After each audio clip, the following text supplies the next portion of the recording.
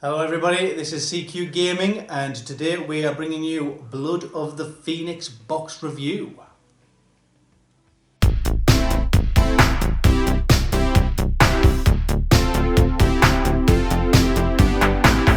What's in the box? What's in that box? Well, look at all these tasty models. Just let me tell you, we've had some fun gluing these together. There's been some expletives. Some tears. Yeah. Gone through about 5 tubes of model glue, but it's all been worth it. They are fiddly dudes, aren't they? I've got to admit, straight off the bat, when I opened the box, there was lots and lots and lots of sprues, amongst other things. And we'll just quickly go through what we got in the box set. So apart from the models, we've also got some transfer sheets there. They're actually both the Eldar transfer sheets. Oh, no Drakari, probably don't need it. Core rules, basic. Quick reference guides for the core rules. A how to build guide. Trust me, you do need this. Read it very carefully, there's lots of fiddly bits. A nice poster to put in your wall in your tea room. Quite a nice one. You're going to keep that, put it above your bed. Yeah, nothing on the back. And also, a bit of a main rule and law book. It's got some quite tasty stuff in there. Bit of a good storyline, which we're not going to reveal too much to you guys tonight, and or during this video, should we say, as we don't want to spoil what's in there too much. It basically gives you a brief overview of where the Eldar, I'm always going to call them Eldar, I don't care, Eldari, gives you a little brief on where the Dark Eldar, Drakari, where they all came from, and how everyone's dying and dead, and why and who's chasing what and how and where. It's, it's a good little read. Yeah. Good fun. Yeah. I don't know how many pages. It was about 10 pages of just fluff and guide and niceness, and then you come into statistics. Just to before we jump into the stats, just to give you a very brief story overview. So we've got between the Assyriani and the Drakari. The Assyriani have got the Yerevan cult, of which Azhar is also the hired gun, as the Drakari, and Azhar is actually hunting the Yerevan cult, and that's a bit of a feeding as to the subcontext of the plot. Model wise in this box set, you get 25 models. We're going to go through the models in a bit, give you some close-ups, but briefly just to run through them, you get on the Eldar side, you highlight now. A Falcon. A Viper. 5 very sweet Banshees that are actually awesome. Janzar.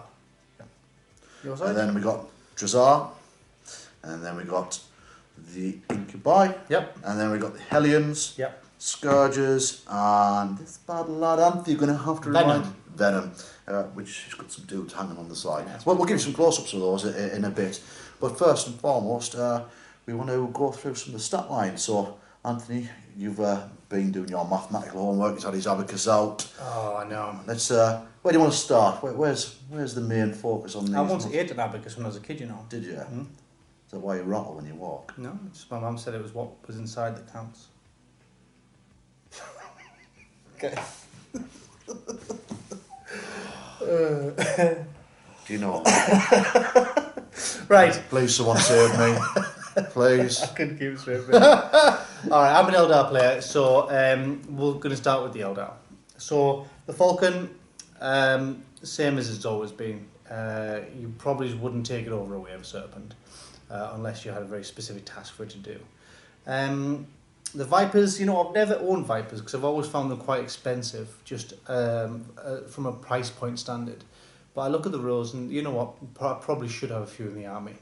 But then again, you look at them and then you look at basically any other Eldar ranged weapon shooting, and you'll always find a cheaper option than them. But I think I'll stick a couple in there. I think so. Banshee have always been this very sore point for me. All aspect warriors are really when it comes to just playing. If you're playing for fun, they're great. They're just good fun. But their biggest weakness has always been their strength. Their strength 3, and that hasn't changed in this book. Is it something you've played before on your previous list and previous Oh editions? yeah, I've got about Banshees? 20, 25 Banshee. I've been collecting Eldar since I was about 10. And you just pick it up and pick them up and pick them up. These are the sweetest Eldar models I've ever seen. Every single one of them just looks like they are in motion. And I don't just mean they've got a leg up and one leg's on the ground. The hair gives it that flair. Yeah, there's fluidity to them. Yeah, the arms, the paws, they are exceptionally well posed models. So GW, well done. Fantastic, fantastic. But back to the actual thing itself. Their strength, they've all got power swords, which is awesome, but they're only strength 3. So if you come up against Marines, you're wounding them on 5s. And 9 times out of 10, the Marines just suffer through it. They just do.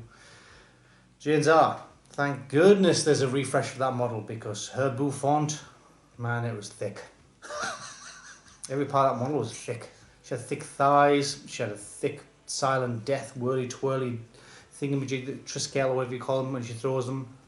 But this model is so sweet. I didn't even realise the model was jumping, and until you get a 360 view of her, she's just amazing. And her rules are really, really good. Go on, man, give some spoilers on. Yeah, I'm going to throw straight down. Basically, I'm not going to show you every single stat line because that'll bore you to tears. But a brief overcast of it all is she's hitting you on 2s. 9 times out of 10, she's going to wound you on 3s with a reroll to all wound rolls. And she's got 4 attacks. So the big thing about her is being able to get into combat. She can get into combat pretty quick.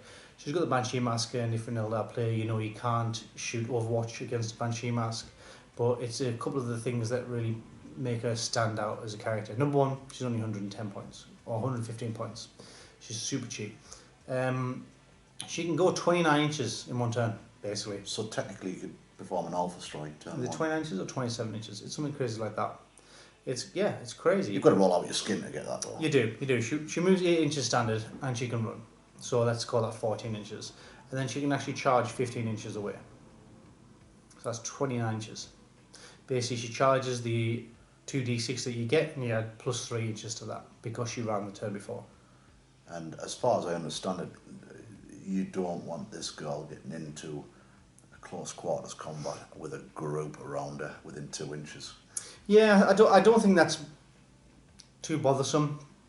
If you get in, maybe if there's orcs, if you're against orcs, she'll really come into her own when it comes to that special rule. Basically, anyone within 2 inches, you can sacrifice a 4 attacks and take 1 attack for every enemy model within 2 inches.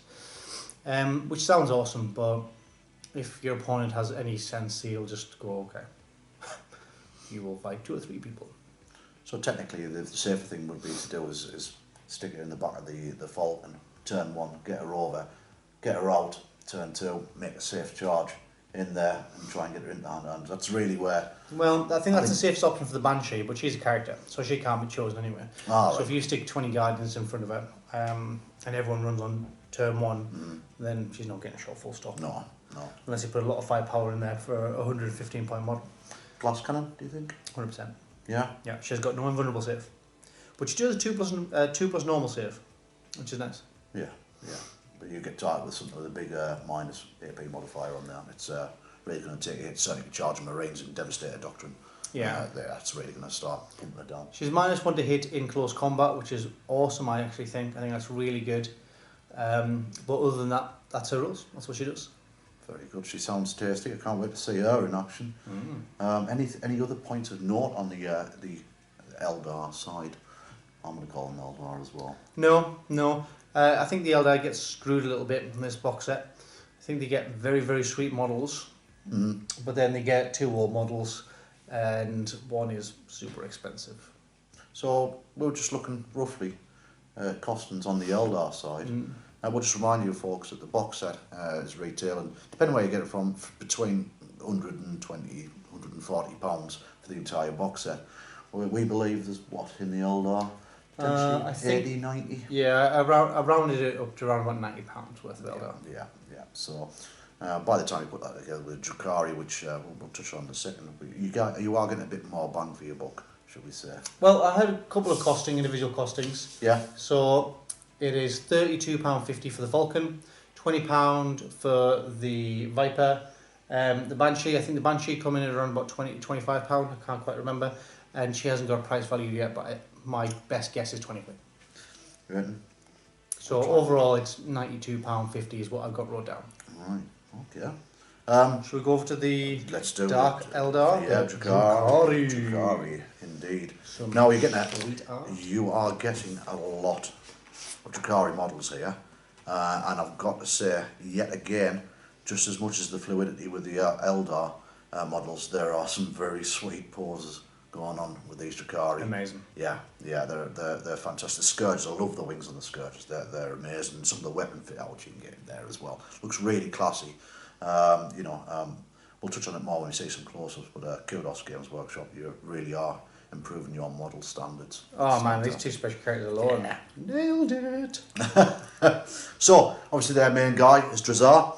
Do you want to talk us through some of the stat lines there? Yeah, you know what, he's very, very similar to Azhar. He's a glass cannon as well. Hitting you on 2s, and you've got 2 different ways to use his sword. You can either stick them together and have one mega sword, or you can have 2 mini mega swords. So he either gets +1 strength and -3 AP with 2 damage, or he gets his strength, which is strength 4, -2 AP, 2 damage, but he gets 2 additional attacks, That's handy. which goes to 6 attacks rather than 4 attacks. Now, it's really nice that you get them 2 options, because he gets a cheeky little rule, which is Murderous Assault. Basically means he gets to attack again at the end of the combat. So if you don't finish everyone off with your million attacks, and there's only like, I don't know, a sergeant or whoever left, or someone tough, you can then choose to use a single blade after. Alternatively, you can have that +1 strength, -3 AP, and just shoot through everyone twice. So is he a berserker in disguise then? Yeah, he's a skinny berserker. A Slaneshi version's berserker. He gets some other cool rules. He gets 5+ vulnerable save, and he's got a 2+ normal save. So he's a little bit more resilient than Azhar. But the one thing about Azhar I probably didn't mention there was Azhar gets to strike first in combat unless she is charged. And even if she is charged, then it's a 50-50, depending on how many charges are in your opponent's turn that turn. He pretty much has to start with whoever charges Azhar, otherwise Azhar's going to strike first anyway. Oh jeez. Yeah. I mean, just picking up on some of the Dark Eldari rules as well. I think there was one. Don't they all get a in-one save at some point? Yeah. Which is a bit naughty. So something called Power from Pain. That's it. We are not going to go all the way through Power from Pain. Basically, if you want to pick up Drukhari, then pick them up, read the rules and all that kind of jazz. But they have something called Power from Pain, and then from turn 1 onwards, they get a special bonus, and it's all cumulative. So turn 2, they get the first bonus, and the second one, turn 3, they get the first, second, and then the third one that they get. So the bonuses are very, very cool. I like them. And I've never actually played Drukhari in this edition. So it'd be very interesting to see how powerful that is. They're all a bit of a glass cannon, Drukhari, as far as I remember. So to give them all 6+ feel no pain on their turn 1 is awesome. Well, it'll be interesting. Dean, our colleague on the channel, he's a Drukhari player. He's building on his list. It'll be interesting to see what he makes of these guys as well. And hopefully at some point in the very near future we can get this live on the table for you guys to see these in action as well. Yeah. But sorry, I digress. Go for it. But that's pretty much him. Yeah. Yeah, there's nothing else to say about him really, apart from he is just a beast in combat. Full stop. 120 points is what he costs you. He does some other little bits and bobs which don't make the biggest difference. But yeah, that's it. And his model is very, very sweet also. Oh yeah, it's awesome. Actually, putting this model together, you really get to see it come to life. It just, like, the 3D pose all comes about, the hair whipping around the back of his, whatever they're called, antennae or whatever they are. It's just an awesome model. Excellent. That's good stuff. So what else is in that pistons there? We're not going to go through them in a lot of detail. The Incubi, I've never seen Incubi before, if I'm honest with you. So putting them together was awesome. The models themselves are just wicked. Their rules are really, really nice. I'm not going to run through their rules in a lot of detail. Basically, they are little mini Drezars, each and every one of them.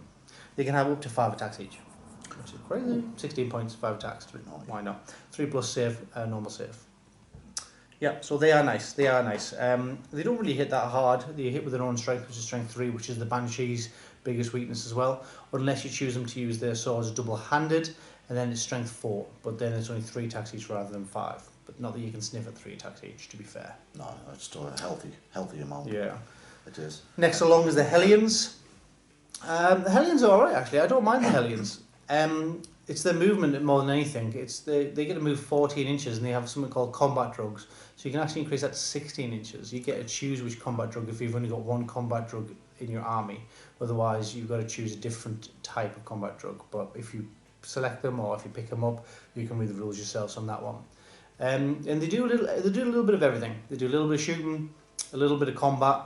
They aren't amazing at either of them, but they're a cheap option just for you to go take points or go mop up units that are trying to take left or right flank. I like them. I don't mind them at all. So they're a fast multi-utility, basically. Basic multi-utility. They just don't have saves. Yeah. If they get shot, they're dead.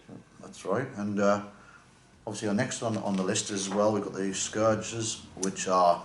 I love these models. Yeah, the Scourges. So when we put them together, funnily enough, I said to them, I hope they don't have crap rules, because the models are sweet. And I looked at the rules, and I was a little bit gutted. I really was. They're akin to Eldar Swooping Hawks, where they have some really little cool little bits and bobs you can do because they have loads of movement, but they've got a rubbish save of a 4+, toughness 3, so they get shot by lasguns dead easy. You can equip them up with loads of different kind of crazy heavy weapons and stuff, which is pretty awesome actually, and make them a really versatile unit. But their range weapon is 18-inch weapon with poison. I like poison. Poison's a bit overpowered at times, depending on what army you're facing against. And poison has an effect, is it 4+? Anything that has a toughness value, you wound it on a 4+. Right, okay. Yeah. That's fine, that's good to know.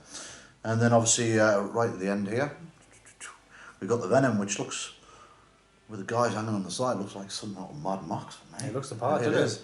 And the shocking thing that we picked up on this is, and I'm hopefully right in saying, you can load 5 guys into that. Yeah. And the movement is 16 inches. Yeah, so the Venom is the competitive choice, full stop. If you play against any Dark Eldar or Drakari competitive army, you'll see 10 Venoms on the field. Simple as that. They're cheap, they're awesome, they do everything, and you stick some guys in the back. And they just decamp them, move across the field fast, drop your Incubi out, let them go, a bit creative, zoom off elsewhere, take objectives, etc. I think with that kind of carry power, that is fairly flexible mobility that they've got there. Especially if you've got somewhere like 5 to 8 on the table. Yeah. And you can just jump in, jump out. They've all, I think they've got, yeah, that's it. They've got a 5+ invulnerable save to range weapons, which is crazy on a tank. 6 wounds, toughness 5. So they're relatively easy to kill. But if you've got, argument's sake, 10 on the field, 60 wounds you got to do, bro. Yeah, that's the difference, isn't it? So overall, I think we roughly looked at the points values on these. Yeah, it's roughly 500 points each, give or take a couple of points. Yeah, so you get this box set, you're definitely on your way to well down the road to building whichever faction you want, or probably a lot of people, this Eldar players or existing Drakari players, are probably going to pick this box set up to add to their existing functions and pick the new. I especially would if I was a Drakari player. Yeah. You might have a set where you're going to play if you're a Drakari player. So adding that to your arsenal is awesome because it just gives you a lot of fun to play with. I can't wait to fight against that. I don't think it's overly competitive, but a smart player can make that work really well. I think Dane's very excited to get his hands on these and give it a go as well. So you'll have to watch the space for this. So he's even painting, which is an absolute rarity. Stop the press. Stop the press. He'll be laughing at this video now. He'll watch, oh, the tape, let me go with. You won't say that, he'll just come and batter us. I know, he'll beat us up. He's huge. Right, so we've had a bit of talk about what's in the box, a bit about the lore without What's in the box? What's in the box? And without spoiling any of the lore too much, we had a quick chat about the units and the stat lines going through. What we'll do now, guys, and girls, we shall jump in and we'll get the camera on close up and let you have a look at some of these beautiful castings on these figures, and then we'll have a quick chat about each one. Steve's got some Michael Jackson gloves. Let's have a close-up view of some of these beautiful casted sculpt models. This is Azhar, and I think that posing is absolutely fantastic. what you've got is a jumping pose, and the hair, the bouffant, is rocking round and down behind her legs, and that gives her the leaping effect. Legs tucked behind her. You've even got off the edge of the spear, you've got those lace effects which are twirling in the wind. I've got to say, looking at these models, one thing that struck me this year, since the Abaddon model, there seems to be a precedent set on how cool and how detailed some of these models are. This is a Howling Banshee. I mean, I've seen the previous versions of the Howling Banshees. That is a pretty nice version. I just like how she's just in motion.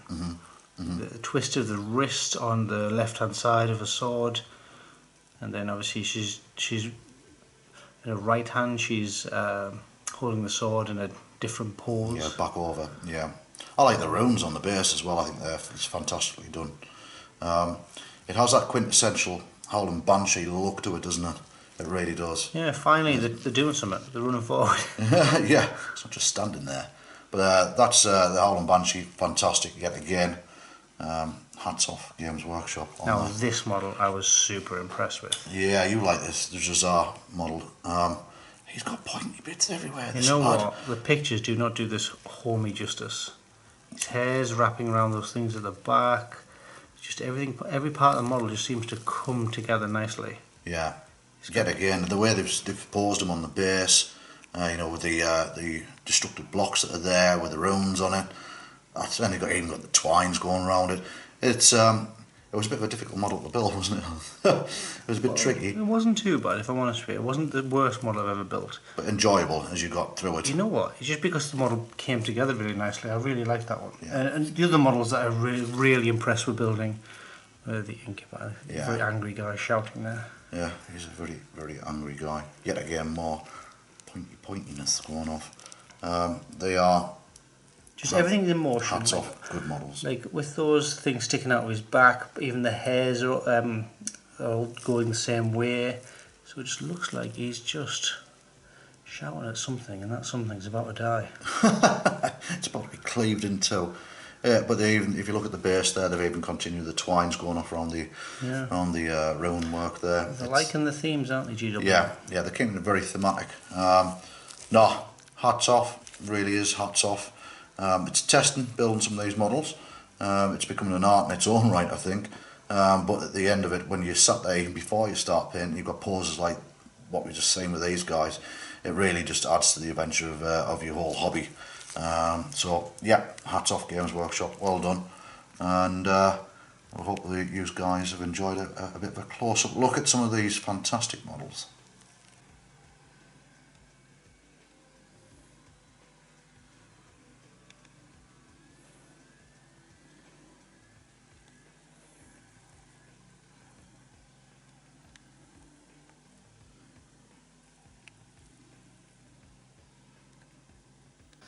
Thank you for that, guys. Thanks for watching the entire thing.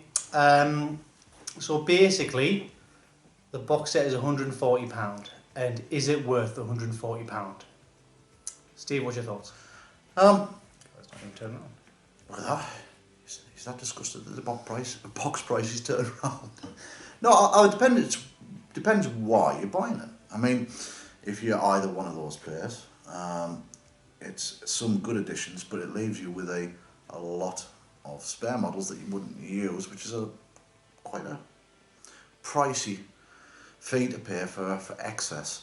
But at the same time, everyone's in this hobby for different reasons.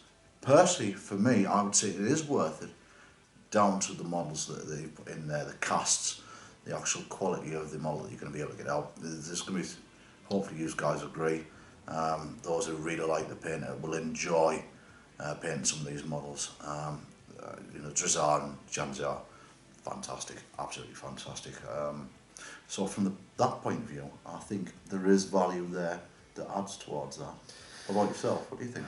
Yeah, so I think that if you don't own either of these armies, picking these up is an extravagance because neither is the core to your army. If you own one or two of these armies, then it's a great pickup. It really is. The Banshee models themselves are fantastic. They really are. Azhar and Drazar, or it was called Drazar. The models are just they're class. Yeah. They're really good. So the quality of model is there. It really is there. They're fantastic. Games Workshop has smashed it out of the park. But if you are new and you want to buy this because you want to start collecting, buy a start collecting box. Yeah. Get the core value and then add this to it. Yeah. So my personal opinion, value for money, it's really close. If the situation is right for you. I mean, as Games Workshop usually does as well, they'll release a box set, and then what you'll find is they'll start releasing individual elements of their own box sets as well. If you're in Games Workshop and you were breaking your neck, what specific models or group of models would you make a beeline for with this kit in an individual purpose? Well, I think they've done, I understand what you're saying there. I think what they've done a very clever way of introducing two new, for lack of a better word, aspect warrior squads with new casts, and then they give them both their own leaders, which is a really clever way of doing it. They've had to tag on a few older models in there as well to bump the price up, because at the end of the day, Games Workshop are a business and they run from a business model and they need to make money. So I don't know about the answer to the question, but I do know it's a clever way of getting new models to us. Personally myself, I'd make a beeline for Azhar. Yeah, fantastic. I'd probably pick that up in its own individual blister, whatever it comes in. I certainly would. Whether they release that as some kind of, I don't know, the triumvirate deal, or they maybe them two together, or with some additional farseers or what have you. They'll probably group it together, but that's the kind of box that I'll make a beeline for. If this is the quality of the models moving forward, I very much look forward to seeing a few of the other Phoenix Lords. Yeah. As Sherman, I'd love to see new models, well, all of them, I'm not going to just mention them all, but I'd love to see the new models of them all. I mean, the old model for Drazar was a dire model when it was released. It was poor. The new model is phenomenal. I mean, I think I've mentioned it already in the video earlier in the section. I think for me, the release of Abaddon this year, for me personally, that is a great model, the cast on that.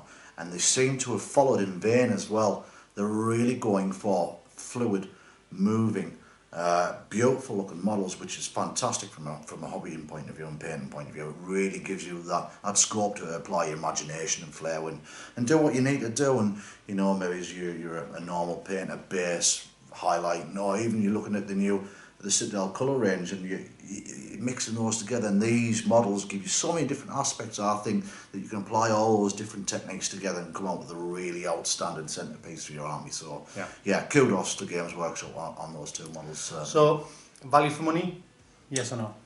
I'm just going to say yes, just squeakingly yes. Okay. From the hobby side. I'm going to say just no. Okay, well, I think that's a fair balance.